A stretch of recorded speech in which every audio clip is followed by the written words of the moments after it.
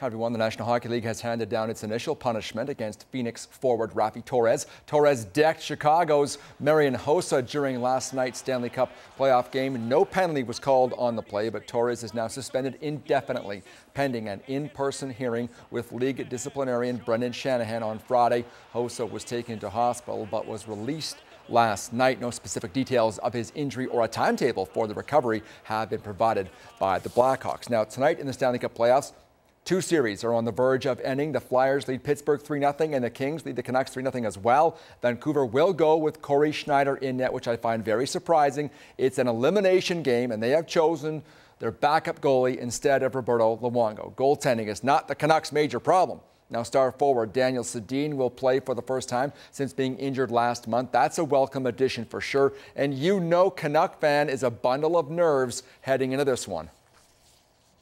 I actually thought it was going to be a waxing, so to see it go the other way, I mean, it's playoff hockey, so can't expect anything less. They got no chance. Yeah. No, they're going to get swept. Yeah, I think they're going to take it. You think so, eh? Yeah. People just want their team to win. You know, they invest a lot of time, a lot of money, a lot of energy, just like the players, you know, they just want their team to win. Face-off in LA is 8 o'clock tonight. Also this evening, Ottawa hosts the Rangers with New York leading that series, and that game begins in just a few minutes' time. The BLG Awards will be handed out on April 30th at the Jack Singer Concert Hall in Calgary. The BLGs honor Canadian university athletes and promotes postgraduate studies across our country. Glenn Campbell has more. Awards are pleased to recognize. It's hard to believe, but this is the 20th year for the BLG Awards.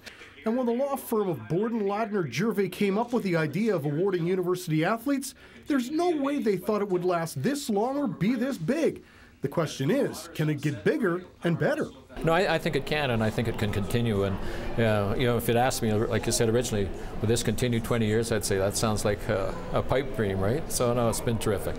There are 8 nominees, 4 male and 4 female. The winners receive a $10,000 postgraduate scholarship. And 2 of the candidates were in the city for today's press conference. Tyson Bookeboom is a star rugby player at St. FX, and the name is familiar. She's 4-time Stanley Cup winner Jeff Bookeboom's daughter. Like her dad, Tyson also played hockey, but made the switch to rugby. Playing hockey, I had a lot of pent-up aggression, and I always wanted to hit, and it didn't help that I was twice the size of everyone I played against up until I was in first year university even.